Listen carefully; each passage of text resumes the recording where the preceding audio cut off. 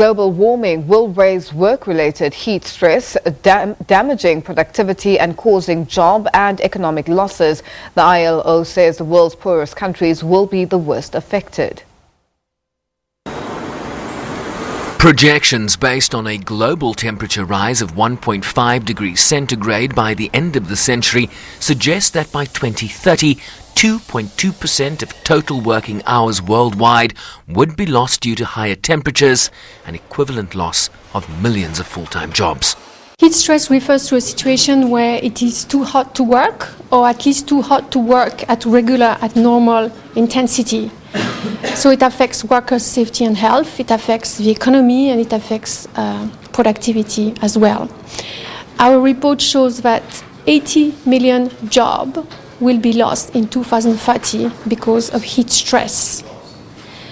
We also found that two sub-regions will be particularly affected, and that's South Asia and Western Africa, where the losses will represent 5% of working hours in 2030.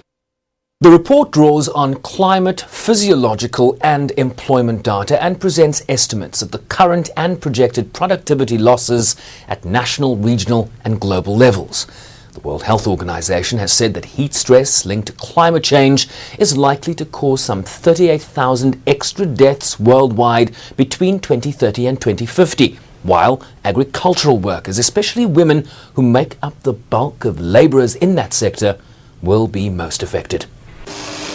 The price tag associated with the lost productivity is also astronomical. Economic costs are huge. They represent 2,400 billion of GDP loss in 2030. That's equivalent to about the size of the United Kingdom economy. Now, there are, of course, human costs in addition. We also found that inequality is likely to increase as a result of heat stress. First of all, inequality will increase between countries, and we found that the worst affected countries include mostly least developed countries.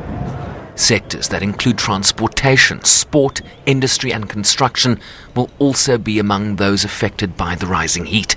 Heat stress is one of the main climatic drivers of migration, as people move to minimize the effect of rising temperatures on their health and also try to compensate for the income loss due to reduced labor productivity.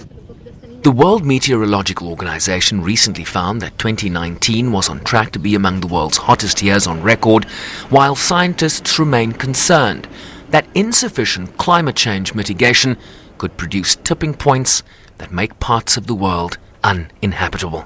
Sherwin Bryce-Pease, SABC News, New York.